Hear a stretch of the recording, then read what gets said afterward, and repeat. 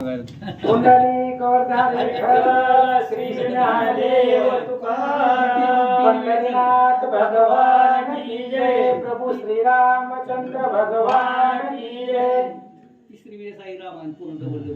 श्री गणेशाय नमः, श्री सरस्वती नमः, श्री सीतारामचंद्राभ्य नमः, श्री गुरुभ्य नमः। आता ऐके बालकांड कथा, पुत्र नाही दशरथा, मरणे कामेष्टी यज्ञा करिता श्रृंगी आणिला मोहनी। त्याचा अनुसंधान वाल्मिक ऋषींनी रामायण लिहायला सुरुवात केली। सप्त कांडे मनोहर रचिले रामायण सुंदर। अशा प्रकारची रामायणाची कथा बालकांडामध्ये काय कथा आहे?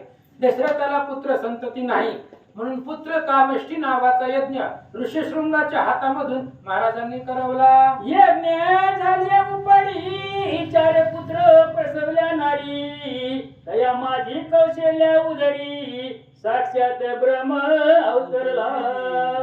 आणि विश्वामित्र दशरथ राजाने वशिष्ठ महाराजांनी ऋषीशृंगाच्या हातून पुत्र कामेष्टी नावाचा यज्ञ परिपूर्ण केला। यज्ञामधून यज्ञ पुरुष बाहेर निघाला। त्या यज्ञ पुरुषाला 4 प्रसाद दिले, 4 भाग दिले, 3 भाग दिले, त्याचे पुन्हा 4 झाले। त्याच्यापासून जी काही श्रेष्ठ असणारी पत्नी कौशल्य आहे तिच्या पोटाला परब्रह्म भगवंत जन्माला आले। तोची श्रीरामाजी निवास विश्वामित्रे नेले तयास, यज्ञ रक्षण झाले मिटुलेस, सोयवरी पै गेले। आणि तो श्रीरामचंद्र जन्मले लहानाचे मोठे झाले। आणि विश्वामित्राचा यज्ञ परिपूर्ण होत नव्हता। भगवान महादेवाने सांगितलं दशरथाकडे जा। तो राम विष्णू मूर्तिमंत अवतरले म्हणून महादेवाच्या सांगण्यावरने विश्वामित्र दशरथापाशी आले। दशरथाने राम लक्ष्मणाला घेऊन गेले। यज्ञ परिपूर्ण झाला। जनकाचं निमंत्रण आलं। कोदंड पण भेदून वरली जानकी चिदरत्न, मग भार्गवाचा गर्व हरून आला जाण अयोध्येशी। आणि मग अशा पद्धतीने पुन्हा भगवान श्रीरामचंद्रांनी तिथं मिथिलेमध्ये गेले। धनुष्याचा भंग केला गेला, सीतेबरोबर लग्न केलं आणि पुन्हा अयोध्येमध्ये आले। बालकांड संपलं। युवराज मिळाले रामासी, तो मात्र वाक्य केला वनासी, जाऊन गंगेच्या पहिल्या तीरासी चित्रकूटी पोहोचले।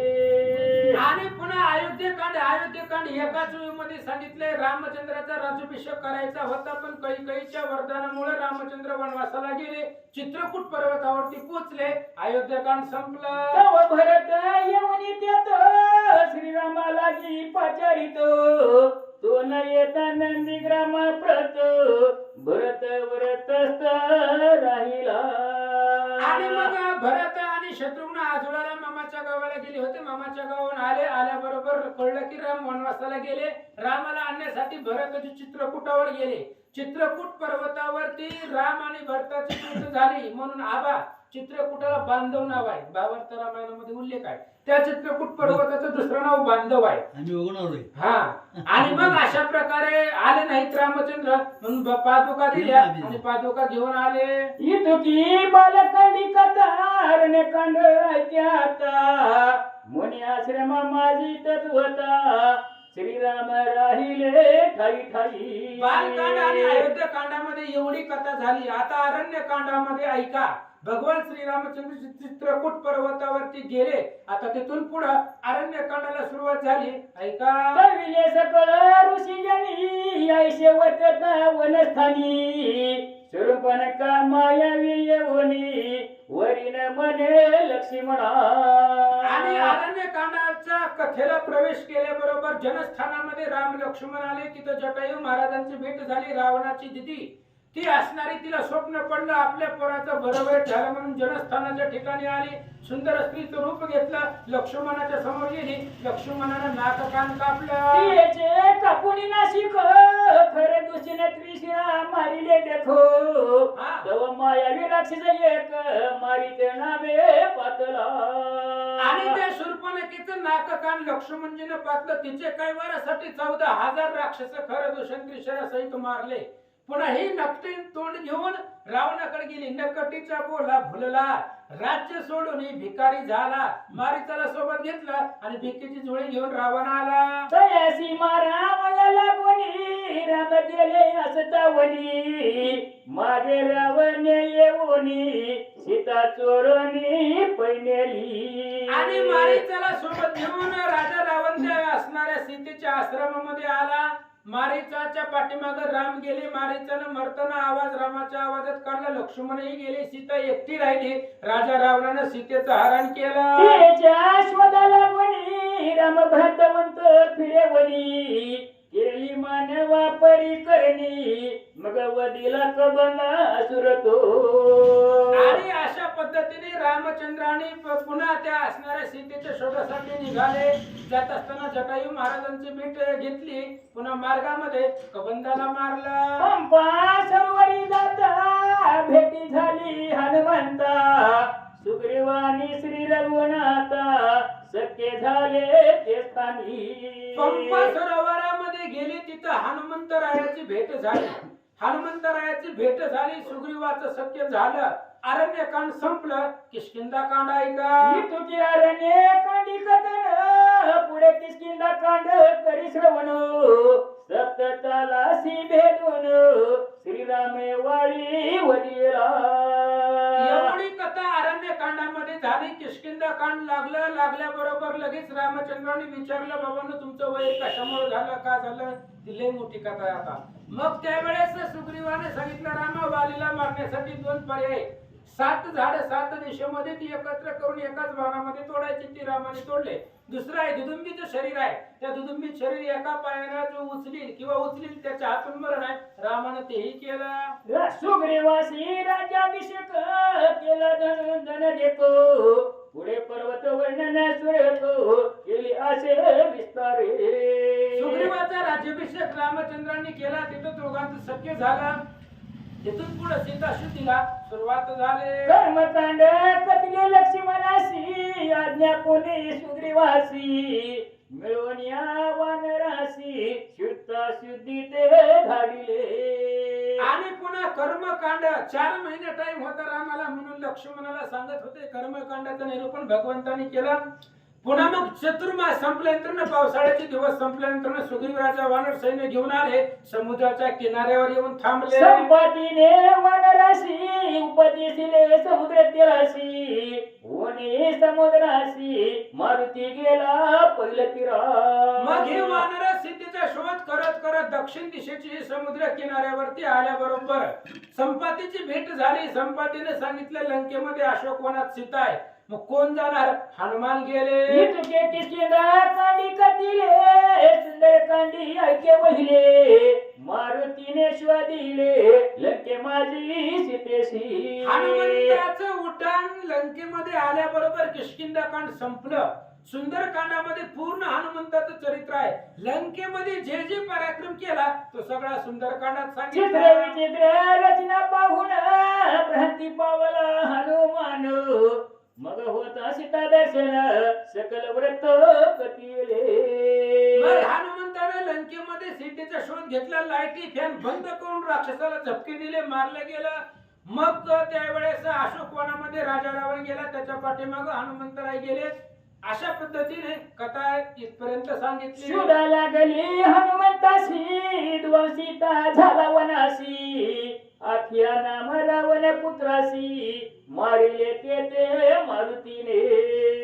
मग सीते माताची भेट झाली. हनुमंताला आनंद वाटला. सीता माता म्हणले, जावान रामाला घेऊन ये. हनुमान म्हणला, भूक लागली, काहीतरी खायला खावं लागतंय. मग तिथं चक्कर येऊन पडले. सीतेने सांगितलं, रामाची शपथ घालते, कुठल्याही झाडाला हात लावायचं नाही, पडलेली फळं खायची. सगळी झाडं तोडून टाकली. मग अशोकवनाचा विध्वंस केल्याबरोबर 14,000 वनकर 80,000 किंकर मारले. रावणाचं पोरग लाडकं पोरग आखायाला दगडावर आपटून मारलं. हनुमंताशी नेले बांधून पुची लावी त्याची आगन, जाईले सकळ लंका बुहन, पुनरपी आला सीतेपाशी. आणि हनुमंताला ब्रह्मपाशामध्ये इंद्रजितानं बांधून आणलं. उगं नावापुरतं बांधून आणलं. स्वतः हनुमंतानं बांधून घेतलं होतं. आणि रावणाच्या पुढे आल्याबरोबर मरण विचारलं. हनुमंताने सांगितलं शेपटी जाळा, मरतो. खरं वाटलं सगळ्यांना. मग लगेच शेपटी जाळी, लंकेचं दहन केलं. सीतेने दिली जे खुण घेऊन आला परतून श्री रामचंद्रासी वर्तमान सीता शुद्धीचे निवेदिले. आणि मग सीता मातेची त्या ठिकाणी असणारी खूण घेऊन हनुमंतराय माघारी आले. रामचंद्राला सांगितलं.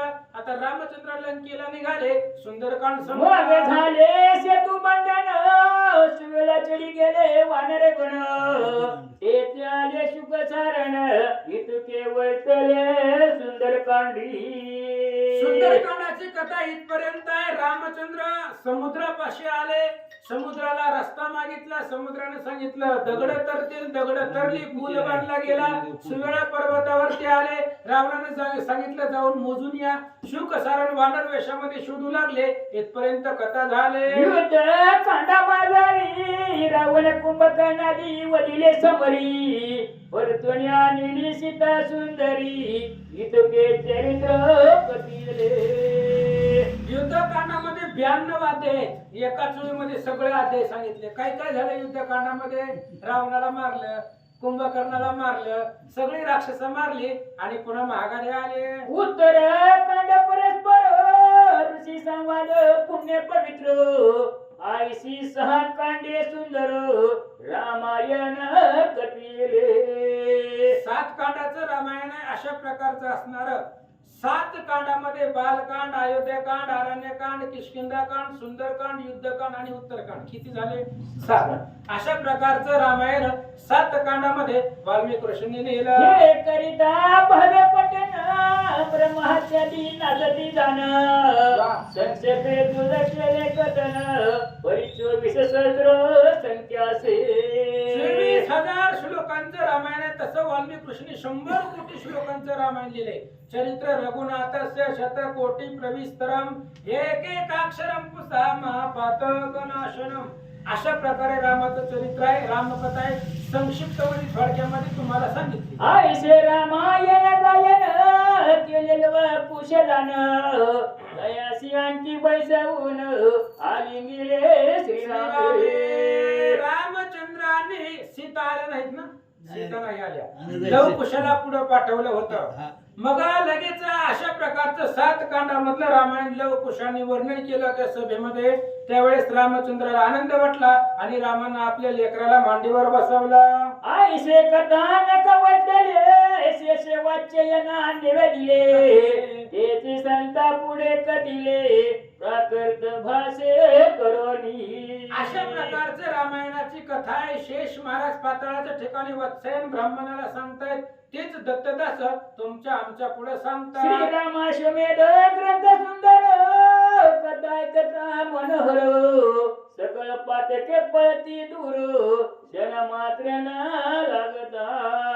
राम अश्वमेध ग्रंथ सुंदर आहे. कथा ऐकत असताना मनोहर असणारी कथा आहे. ऐकल्यानंतर वेदशास्त्रमा झारी हे चिकतिले निर्धारी जो श्रीराम नामस्मरण करी त्याच्या नाशती पापराशी.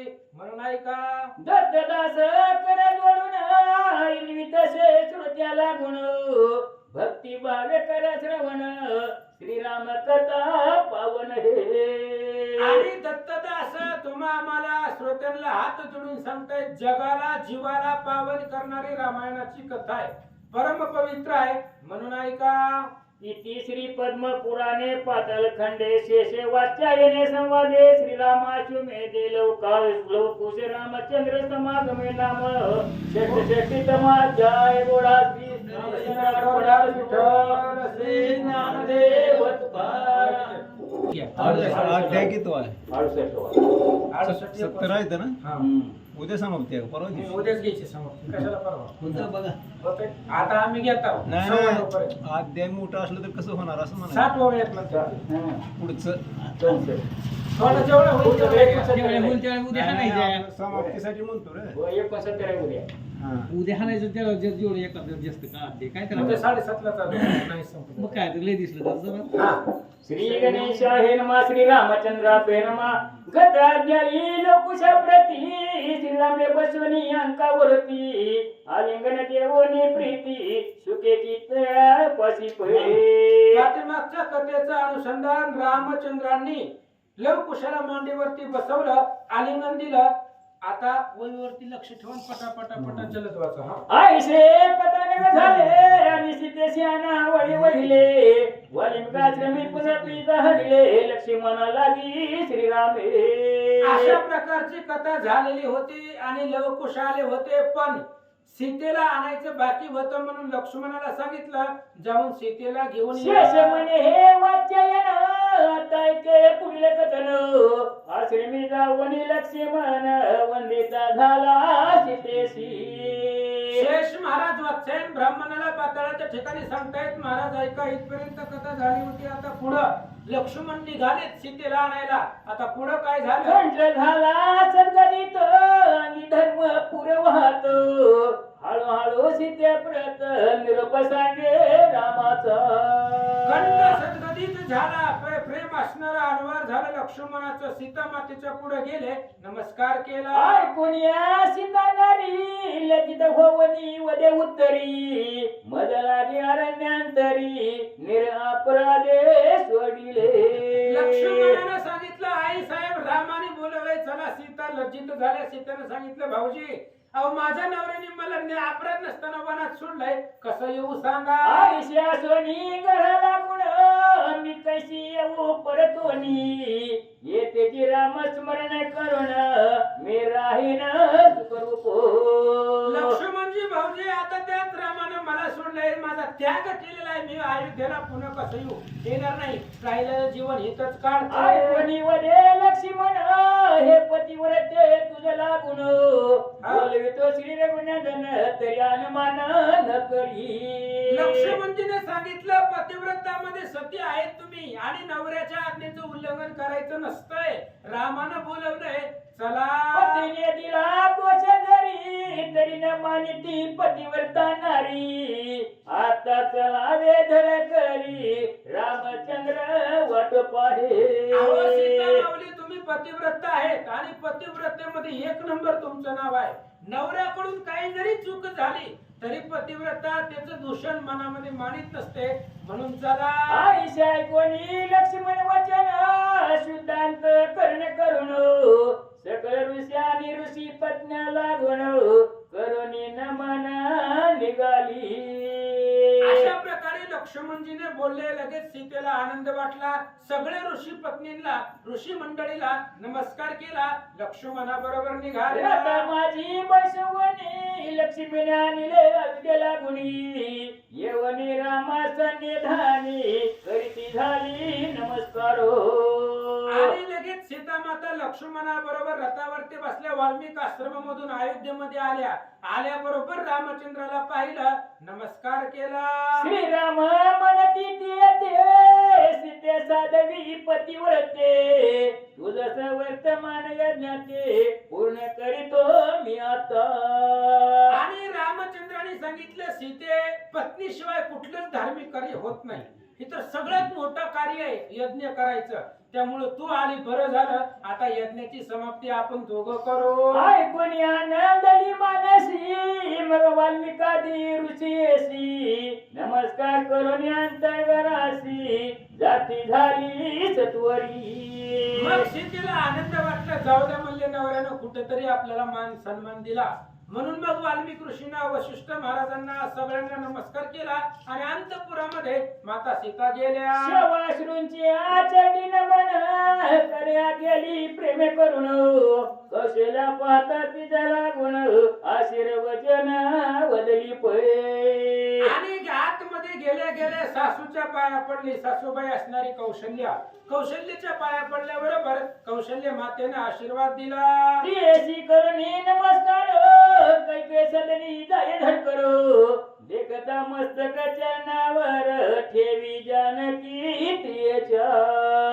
आणि मग कौशल्यपासून सीता माऊली निघाल्या, कैकेयीच्या घरामध्ये गेल्या, कैकेयीच्या चरणावरती डोकं ठेवलं. काही वदे आशीर्वचन तुझा आणि रामाला गुण पुत्रास असो कल्याण चिरंजीव होवनी. कैकेयीनं आशीर्वाद दिला, स्वस्ती असो तुझं लागे, कल्याण असो सर्वांगी, सर्वदा विजयी जगी, तनु सर्वांगी सदृढ, स्वस्थ असो तुझे चित्त, स्वस्थ असो जीवित, अंग प्रत्यंग समस्त सदोदित निज विजयी. वाचा. मग सीता जाऊनी सुमुद्रेसी नमस्कार करीती प्रेमेशी, ही म्हणे पुत्र पौत्र सुखी ना जशी रामासह चिरकाळो. कैकेयीनं आशीर्वाद दिला, तुझं आणि रामाचं कल्याण असो. तिथून सुमित्रेच्या घरामध्ये गेली, सुमित्रेच्या पाया पडली, सुमित्रेने आशीर्वाद दिला. सकळांशी नमन करुण सीता झाली आनंद घन, अगस्तीची करता वर्तमान सीता निली मंडपी. आणि मग लगेच त्यावेळेस सगळ्यांना नमस्कार करून सीता अंतपुरामध्ये गेले. अगस्त्य ऋषींना कळलं की रामचंद्रानं वनातून सीता आणलेली आहे, म्हणून लगेच सीतेला अगस्त्य महाराजांनी यज्ञ मंडपात आणलं. सुवर्णपत्रीचा धिक्कार करुणी हा ऋषीश्वर, बसविते झालेच त्वर रामासनिंद सीतेशी. सोन्याच्या आसनावरती रामचंद्र बसले होते आणि बसल्याबरोबर लगेच सीतेला हे आसन मांडलं आणि रामाच्या जवळ बसवलं. शरदकाली तारे सहित जसा प्रचंड शोभत, तैसी सीता श्री रघुनाथ शोभली जाण मंडपी. आणि मग स्वर्गामध्ये बृहस्पती सहित तारा असावी, कारण बृहस्पतीच्या पत्नीचं नाव बी ताराच आहे. तुमच्या माहिती सांगतो, पांडुरंग महात्म्य पुराण ग्रंथामध्ये मी वाचलेलं आहे. जसं आकाशामध्ये बृहस्पती आणि त्यांची पत्नी तारा असावी, किंवा वाली आणि तारा असावी, त्याच्या बी पत्नीचं नाव आहे, कोणतं घ्यायचं ते घ्या. तशा पद्धतीने रामचंद्र सीता शोभिवंत मग उभयता मिळून यज्ञ प्रग करीती जाण, तेव्हा सकळ ऋषीला गुण आनंद पूर्ण झाला से. मग आता पती पत्नी दोघही आलेले आहेत. आता यज्ञ समाप्ती करायचे. 1 वर्ष झालं यज्ञ चालू आहे आणि त्या यज्ञाची समाप्ती करायची, म्हणून आनंद वाटला. श्रीराम म्हणती वसिष्ठासी आज्ञाती आता मासी, काय कर्म या समयासी करावयाचे ते सकळ रामचंद्राने पोहे. वशिष्ठ महाराजांना सांगितलं, महाराज आता यज्ञ शेवट करायचा. मग कसं करायचंय तुम्हाला सगळं माहित आहे. आता पुढे काय काय करायचं सांगा. वसिष्ठ म्हणती श्री रघुनंदना कर्म सफळ होऊया जाना, आता करी ब्राह्मण पूजना व्यथा विधी करोनी. वशिष्ठ महाराजांनी सांगितलं आता यज्ञाची सांगता समाप्ती करायची. त्याआधी ब्राह्मणाची ऋतुज 4 आहेत, ब्रह्मचारी 4 आहेत, ब्रह्मविद्या आहेत, कपिल यज्ञवर कशुक, श्री दत्तात्रय चौथा देख, ही सगळी आलेली आहेत. यांचे पूजन करा. पूर्वी मरुत नयन अश्वमेध केला पूर्ण, तय सकळ ब्राह्मणाला गुण संतुशिले द्रव्य देवोनी. रामचंद्र मरुत नावाचा राजा होता. पूर्वी त्यानंही अश्वमेध यज्ञ केला आणि अश्वमेध यज्ञाच्या समाप्तीच्या आधी त्यानं ब्राह्मणाची पूजा केली. तुम्ही पण करा. दिडले द्रव्यापार वजने थकले विप्र, मग मरुत देशा माझी ढिगार टाकेले जाण द्रव्याचे. म्हणून मरुत राजानं यज्ञ केला. ब्राह्मणाला एवढं धन संपत्ती दिली, वाटली त्यांना नेता येत नव्हती, म्हणून त्यांनी त्याच प्रदेशामध्ये मरुत देशामध्ये ती सगळी संपत्ती तिथंच टाकली. तू वाससी लक्ष्मीवान आणि सकळ माझी श्रेष्ठ पूर्ण, तरी तो सेवी ब्राह्मणाला गुण अपार दाने करोनी. भगवंता तुमच्यापाशी काही कमी नाहीये. अहो तुमची लक्ष्मीच पत्नी आहे आणि ज्याच्या घरामध्ये लक्ष्मी आहे त्याला काय कमी आहे. पाय लक्ष्मीच्या हाती दिशी यावे काकुला, ती सदुदित पाय लक्ष्मीच्या हातात आहे, मग काय कमी आहे. करा दान धर्म. आईशे वचन ऐकून आनंदाला श्री रघुनंदन, आरंभिले ऋषी पूजन वसिष्ठाच्या आज्ञेने. लगेच रामचंद्राने ऐकलं आणि वशिष्ठ महाराजांच्या आज्ञेनं जी काही यज्ञ आहे ते यज्ञ समाप्तीसाठी ब्राह्मणाची पूजा केली. प्रथम पूजा लागून अगस्ती योग्य म्हणून केले तयाचे पूजन लोपामुद्रे सहित मग मुख्य असणारे अगस्ती महाराजांच्या सांगण्यावरनं यज्ञ केला होता. अगस्ती महाराज मुख्य होते, त्यांची पत्नी लोपामुद्रा आणि लोपमुद्रा आणि अगस्तीचं पूजन रामचंद्र सोन्यात अर्पिले देशदान देवनी पूजिले ऋषी लागी तो शविले उदार धीरे श्रीरामे. अफाट अशा प्रकारचा दान धर्म भगवंताने केलेल्या ऋषींची पूजा केली असं सांगतात. तशाची केले व्यास पूजन परद्रव्य देश देऊन मग स्त्रियस वर्तमान पूजा केली चवनाची. मग व्यास महाराजांची पूजा केली, त्यांनाही दक्षिणा दिलेली आहे, अफाट धनसंपत्ती दिली. चवन महाराज चवन ऋषी त्यांच्या पत्नी सहित त्यांचीही पूजा रामांनी केली. निवृत्ती विजाला कोणी पूजले इत्यादी देऊनी मग सकळ ब्राह्मण द्रव्यदानी तो सेविले रघुनाथे.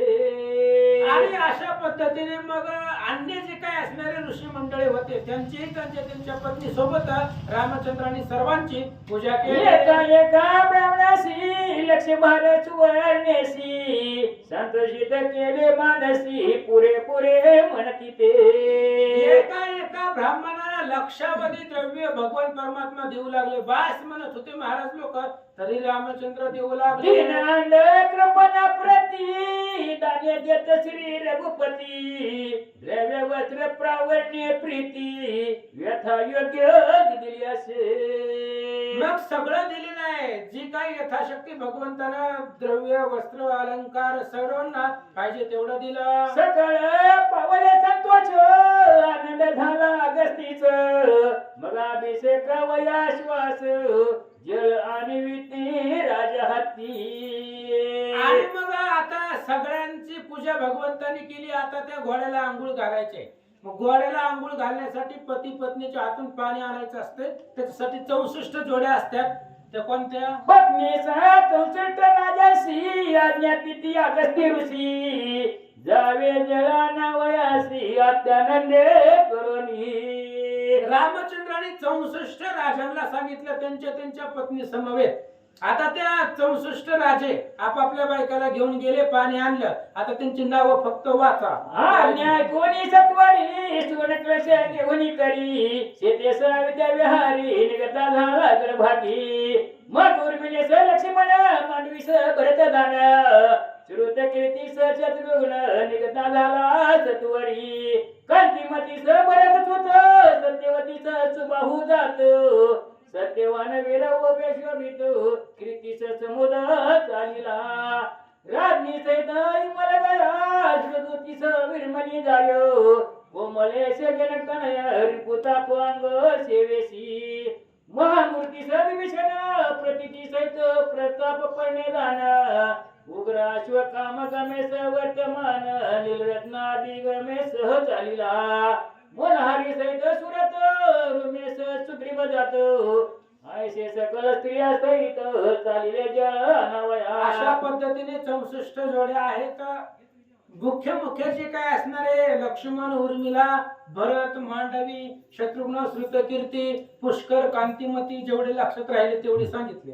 वशिकेश्वरी माझी जाऊन उदग केले अभिमंत्रण मग सकळ रायानी दान यज्ञ मंडप आलेले. आणि मग वशिष्ठ महाराजांनी तिथली जागा पवित्र केली, घोड्याला उभा केलं, सगळ्यांना त्या यज्ञ मंडपामध्ये घेऊन आले. निर्मळ उदके करून दुग्धा पारी शुभ्र पूर्ण ऐसा जो श्याम कर्ण त्याची राम स्नान घाली. आणि मग या 64 जोड्यांनी आणलेलं पाणी दुधासारखा पांढरा शुभ्र श्याम कर्ण आहे. आणि त्या श्याम कर्णाच्या जवळ भगवंत आले आणि त्याला आंघोळ घालू लागले. मग मने तयाश्वासी हे यज्ञ वह प्रार्थितो तुझसी सकळ ब्रह्म सभे माझी पवित्र करी सत्वरी. जगाचा बाप आहे, अखिल कोटी ब्रह्मांडाचा नायक आहे. आणि तो रामचंद्र घोड्याला म्हणतोय, घोड्याला त्या अश्वाला प्रार्थना करताय, आजपर्यंत आमचं सगळं पाप जाऊ दे आणि आम्हाला पवित्र करा. सकळ देव या सभेत मज प्रसन्न होवतो ऐसे बोलणी सीते सहित हात फिरविल अश्वावरी. आणि भगवान श्रीरामचंद्र त्या घोड्याच्या जवळ आले, घोड्याच्या पाठीवरनं हात फिरवला. सीतेसहित सीतेनेही फिरवला आणि घोड्याला रामचंद्राने सांगितलं आम्हाला पवित्र करा. सकळ ब्राह्मण आश्चर्य मानिती जयाच्या नामे पातकी तरती वा. तो राम प्रती तो अश्वाप्रती पवित्र करी मनोनी. रामचंद्राने घोड्याला सांगितलं की माझं पाप घालव. त्यावेळेस सगळ्या राजांना ऋषी मंडळीला आश्चर्य वाटलं. जगाचा पाप घालवणारा राम येतो. एकले एक जयाचे नामा महादोषाकरी भस्म कलियुगी साधनांचे नाही काम श्रीराम नामा वाचुनिया. आणि असा असणारा राम घोड्याला म्हणतो की आमचं पाप घालव. आश्चर्य सगळ्यांना वाटलं. अभिमंत्रुण खडग दिले राम हस्ती जाण ते ऋषी आज्ञा करून अश्वपृष्टी ठेविले. लगेच वशिष्ठ महाराजांनी खड्ग म्हणजे तलवार रामचंद्राच्या हातामध्ये दिली आणि रामचंद्राने ती तलवार घेऊन घोड्यापाशी उभं राहिलं. तेवढ्यात काय तो झालं. एक अद्भुत वाटले पशुत्व टाकून या वहिले आश्वे दिव्य रूप धरिले सकळ देखता अकस्मात. रामचंद्राचा हात लागला त्या घोड्याला. आतापर्यंत त्याला हात लागला नव्हता भगवंताचा. राम आणि सीतेनं घोड्यावरून हात फिरवला. तेवढ्या वेळामध्ये नवल घडलं की अश्वाजी होता घोडा जो होता तो घोड्याचं शरीर संपलं आणि दिव्य मूर्तिमंत मानवतनु तयार झाले. दयासी स्वर्गी न्यावयासी विमान पातले त्वरिसी अप्सरादी गीत नृत्यसी श्याम राधिकी सुशोभितो. आणि लगेच ते असणाऱ्या घोड्याला त्या व्यक्तीला घेऊन जाण्यासाठी आकाशामधून स्वर्गातून विमान आलं. त्या विमानामध्ये गंधर्व अप्सरा नृत्य करतात. आईसे पाहुणी श्री रघुनाथ जाणून या सकळ व्रतो सकळा कळा वया पुसत दिव्य रूपी पुरुषाची. आणि रामचंद्राला माहिती होतं राम सर्वार्थी सर्वज्ञ. पण रामाला वाटलं आपल्या बरोबर सगळ्यांनाच कळल म्हणून त्या दिव्य पुरुषाला रामचंद्र विचारतात काय तुझं दिव्य रूप कसे झाले आणि अश्वजन्म का भोगिले आता तुझं लागी उतरले कवन्या पुण्य विमान हे. रामचंद्राने विचारलं त्या दिव्य पुरुषाला बाबा तू घोड्याच्या रूपात आजपर्यंत होता. मग काय पाप केलं तुला घोड्याचा जन्म घ्यावा लागला. काय पुण्य केलं तुझा उद्धार झाला आणि कोणत्या पुण्याने तुला न्यायला विमान आलं.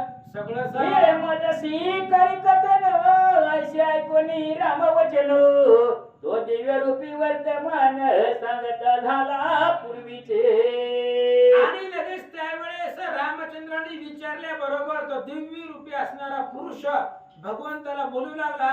काय सांगतो. हे श्रीराम चराचर व्यापक रघुपती तू झालची सकळ जगस्थिती परिदाव वया जनरीती मज लागी पुससी तू. आणि त्या असणाऱ्या दिव्य पुरुषानं रामाला सांगितलं रामा तुम्हाला सगळं माहिती आहे. जो रक्षाचेही पान हाडीची सत्ता अशा प्रकारचे तुम्ही आहात तरी सुद्धा तुम्ही विचारता याचं आश्चर्य वाटतं. तरी ऐके कथा नको होतो ब्राह्मण परम धार्मिक परिवेद बाह्य कर्मे देख अवतरलो मी भोवसालो. भगवंता मी मागच्या जन्मामध्ये ब्राह्मण होतो. ब्राह्मणाचं काम आहे वेदाचं पारायण करणं. पण मी वेद बाह्य आचरण केलं होतं म्हणजे वेदाच्या विरुद्ध वागलो होतो. ऋषी मंडळींना नाव ठेवणं वेदाला नाव ठेवणं असं आचरण माझ्याकडून घडलं होतं. कोणे काळी स्नानासी गेलो भागीरथी तिरासी अनेक पुष्पित वृक्षेशी शोभित स्थानी उतरलो. आणि रामा कोणी एके दिवशी मी भागीरथीच्या तीराला स्नान करण्यासाठी गेलो. सुंदर अशा प्रकारचं जल त्या भागीरथीचं होतं. परिसर सुंदर होता. निर्मळ उदकी केले स्नान केले संध्या आणि तर्पण दान ध्यानादी आचरण शुचिरभूत झालो असे. आणि निर्मळ असणाऱ्या पाण्यामध्ये स्नान केलं. दान संध्या तर्पण तिथं सगळं केलं आणि सुचिरमंत मग झालं. त्या ठाई ब्राह्मण वेदवेत्ते परमनिपुण आईशी अशी वादे करून लोका थोरपणा दिदले असे. आणि रामा त्यावेळेस मी काय केलं, तिथं नदीला आंघोळीला गेलो, तिथं ब्रह्मवेते ब्राह्मण आले होते, जे वेद जाणणारे आहेत. आणि मी माझं ज्ञान दाखवण्यासाठी त्यांच्या बरोबर वेदाच्या अभ्यासावर चर्चा करत बसलो. स्तंभ धरुणी मानसी मिळविले यज्ञ सामुग्रीसी, शेते झालरी गंगा तीरासी, लावणी चालविले अग्निहोत्र. आणि मग तिथं त्या नदीच्या किनाऱ्यावरती दंभ म्हणजे अहंकार, अहंकार मनामध्ये धरला. तिथं मी यज्ञ करायला सुरुवात केली, यज्ञ कुंड रचलं, त्यात आहुती टाकली. अजून काय झालं, आकाशी चालीला होम धुन लोक पाहोया मिळाल्या पारो, मी नटलो पै सुंदर येळे माळा घालोनी. मला लय आनंद वाटला रामा. मी तिथं यज्ञ करायला तयार झालो. सगळे असणारे आकाश यज्ञाच्या जोड्या आकाशापर्यंत गेल्या होत्या. यज्ञ बघायला मोठमोठी लोक आली, म्हणून आनंद वाटला. हस्ती दर्भ सविता देऊन मूर्ती मध दंब झालो पूर्ण, तो दुर्वास तपोलन सद पातले त्या स्थानी. आणि मग ते असणाऱ्या यज्ञामध्ये आहुती म्हणजे दर्भ आहुती दिली, गवताचे असणारे गवत ते असणाऱ्या आहुतीमध्ये यज्ञामध्ये टाकलं. अहंकार धरलेला होता, झालेला होता. तेवढ्या वेळामध्ये अगस्ती नाही, दुर्वास महाराज, रागिष्ठ स्वभावाचे महाराज दुर्वास ऋषी तिथं आले. तेव्हा मी मौन धरून बसलो होतो दंड करून, दुर्वास ऋषी लागून न पूजेले अर्घ्य पाद्य मी. दुर्वास महाराज तिथं आले. आणि दुर्वास म्हणजे सगळ्यात श्रेष्ठ ऋषी आहे. आणि मग दुर्वास ऋषी आल्याबरोबर मी तिथं यज्ञच करत बसलो. एवढे मोठे महाराज आले, त्यांना नमस्कार केला नाही, त्यांची पूजा केली नाही, त्यांच्याकडे बघितलं सुद्धा नाही. तयांचा होता अपमान, ऋषी झाले कोपायमान, जैसा पर्वणी लागी समुद्र पूर्ण, कोप पावे तैसा परी. आणि मग रामचंद्र काय झालं होतं, दुर्वास महाराज आले, मी त्यांची पूजाही केली नाही, त्यांना नमस्कारही केला नाही, त्यांना बोललो नाही, त्यांच्याकडे बघितलंच नाही. त्यांचा अपमान झाला म्हणून त्यांना राग आला. दुर्वास ऋषींनी राग आला आणि मला शाप दिला. माझे बोलिले शाप वचन, की मूर्ख भागीरथी तिरी बसून, दंबा तिरीशी तरी जाण, पशु होई आताची.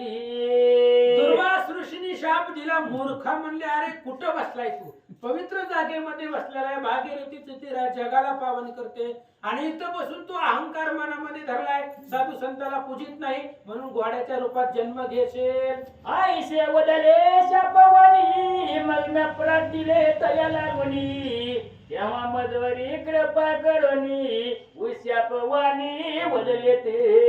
आणि रामचंद्र त्यांनी मला शाप दिला, घोड्याच्या जन्मामध्ये तुला जावं लागल. मग मी त्यांना नम्र झालो. नम्र झाला भूता तेने कोंडिले अनंता. मग ऋषीला दया आली, मी उशाप मागितला, त्यांनी उशाप काय दिला, आयुध्या माझी श्री रघुनंदन, अश्वमेध करील पूर्ण, तो पृष्टी हस्त फिरविता दान, उदरशील तत्काळ.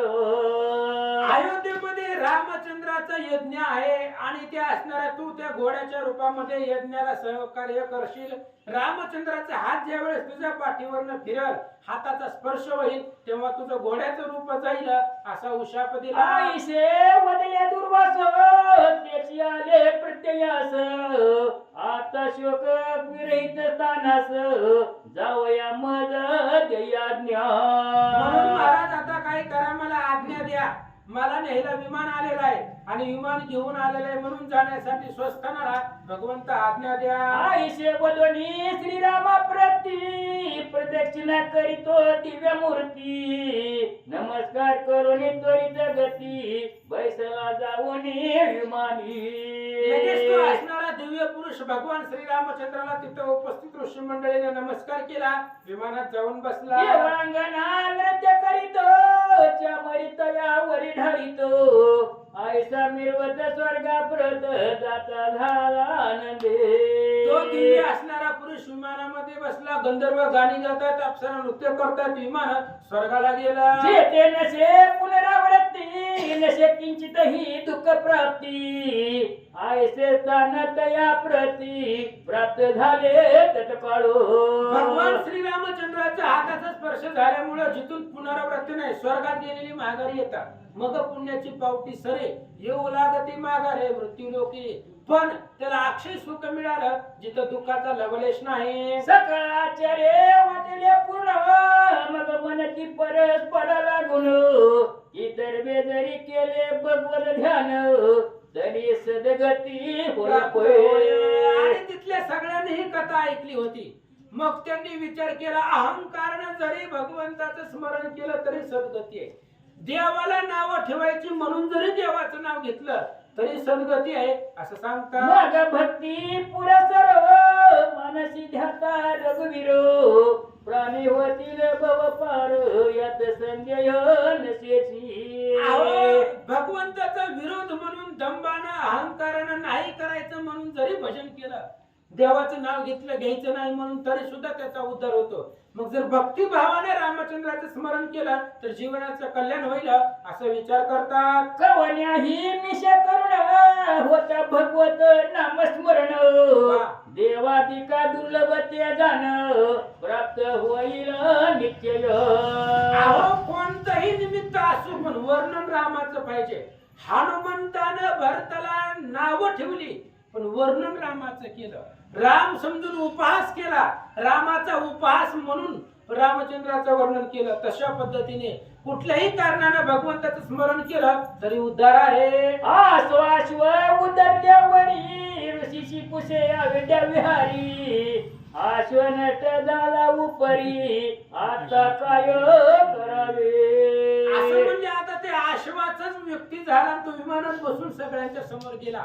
मग त्यावेळेस भगवंताने वशिष्ठ महाराजांना विचारलं अश्व तर गेला आता काय करायचं. जेणे सगळ्या देवासी संतोष वाटेल मानसी आयसा होम कवन्या द्रवेशी करावा हे निवेदावे. भगवंत यज्ञ सांगायला समाप्ती राहिलेले ज्यांना सगळ्या देवांना आनंद होईल अशा प्रकारचा यज्ञ पूर्ण कसा करावा महाराज सांगा. आयसे श्रीरामाचे ऐकुनी वचन देहगत जाणता पूर्ण आयसा वचिताचार्य जाण बोले रामासी उत्तर.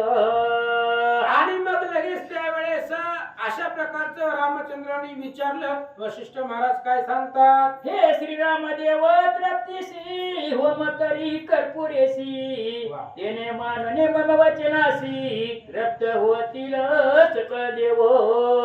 आणि मग वशिष्ठ महाराजांनी सांगितलं रामा सगळ्या देवलोकांना तुला आनंद करायचा तर कापुराच्या आहुतीचा यज्ञ कर. त्याच्यामध्ये फक्त कापुराची आहुती दे आणि त्या कापुराच्या सुगंधित सुवासानं सगळ्यांना आनंद होईल. श्रीराम ऐकोनी तशा परी कर्पुराने विला झडकरी वसित मंत्रे पाचारी सकळ देवा ते स्थानी. मग आता त्या यज्ञामध्ये कापूर टाकायचा म्हणून त्यावेळेस ते असणाऱ्या कापुराची आहुती द्यायची म्हणून वशिष्ठ जे काय असणारे ऋषी मंडळी होते जवळ बोलवले. तव देव येऊन त्वरित राहिले यज्ञ स्थाना प्रत मग वर्तली कथा समजत पुढील अध्यायी अवधारा. मग आता त्या यज्ञाची तृप्ती करायची यज्ञ सांगता करायची त्या यज्ञामध्ये कापुराची आहुती द्यायची म्हणून देव लोकांना बोलवलं. देवलोक ते शरवितीरामध्ये यज्ञपाशी आले पण पुढे काय झालं उद्या सांगतात. शेषे कटिले वाच्यनासी तेती निवेदिले श्रुतयांसी पुढे त्रत करणी देवांसी यज्ञ समाप्ती होईल आता पुढे. पुढच्या अध्यायामध्ये सगळे देवलोक आलेले आहेत. त्यांना कर्पुराच्या सुगंधित सुवासानं तृप्त करतील. कर्पुराची आहुती देऊन त्यांना आनंदित करतील आणि जे काही अश्वमेध यज्ञ आरंभ केला होता त्याची समाप्ती होईल. श्रीरामाश्वमेध ग्रंथ पावन भक्ती करिता श्रवण पठन पाप पर्वत संपूर्ण भस्म होती क्षणार्धे. आणि रामचंद्राचा अश्वमेध ग्रंथ यज्ञ आहे तो जर ग्रंथ ऐकला तर पापाचे पर्वत जळून जातात. दग्नासी नवी सकळासी श्रवण करा भावतेसी श्रीरामनुपेक्षी तुम्हासी सत्यदाना वचन आणि हे. दत्तदास हे दत्तात्रयांचे भक्त आहेत म्हणून दत्तदास आहेत. त्यांनी समाप्ती मी गुरुवारी केलेली आहे आणि दत्तात्रयांचे निस्सिम भक्त आहेत. त्यांचं नाव विष्णू बल्लाळ आहे आणि ते ग्रंथकर्ते हात जोडून सांगतायत रामचंद्राचं स्मरण करा, तुमचा उद्धारच होणार आहे. मी साक्ष देऊन, पुरावा देऊन किंवा अनुभवानं सांगतो. महाराज बोलतात, इति श्री पद्मपुराणे पातालखंडस्याचे वाचायन संवादे रामाश्वमेधाश्व निर्यान नाम सप्तशतीतमाध्याये गोळा श्रीरामचंद्र पुंडलीक घालून ठेवा, श्री ज्ञानदेव तुकाराम, पंढरीनाथ भगवान की जय. आपले किती राहिले? अरे, रामचंद्र भगवान आपले किती राहिले? नाही नाही तीन हात आहेत. तीन राहिले काय? 67 झाले गोव्या किती आहे ते इथे? आता 68 व्यात 60 65 आहेत त्या. हा बरं. पुन्हा 82 आहेत त्या. बरं. 69 व्यात हा. आणि 70 व्यात 70 आहेत त्या. मग बरं 200 वय आहेत रे ना ते. उद्या 82 काय 70 150 होते ते उद्या मग 7:30 ला चालू करू ना. आणि ह्या 150 आणि ह्या 65. 210 होते ते. 210 होते ते. असं करा की उद्या 2 अध्याय एकच ठेवून समाप्ती करावी. रविवारी एकादश आहे. नाही नाही बाबा उद्या 7:30 ला चालू करू, हा. फिनिश करून टाकू. कोणी तो? हो, येते ते कोणी काय येऊ काय- आज झालं नसता पण आता उशीर होईल मग आता घ्या आपण. घ्या की मारती. उद्या सोपं राहते हा. मग असंच ओढू काहीतरी 65 वाजायचा अध्याय काय घ्यायचा. लय नाही एक ओढू काय तर 10 वाजता 10 वाजते रे. वाजू दे. हा बरं, याची सुरू- ही काय 7:30 ला यायची नाही ती.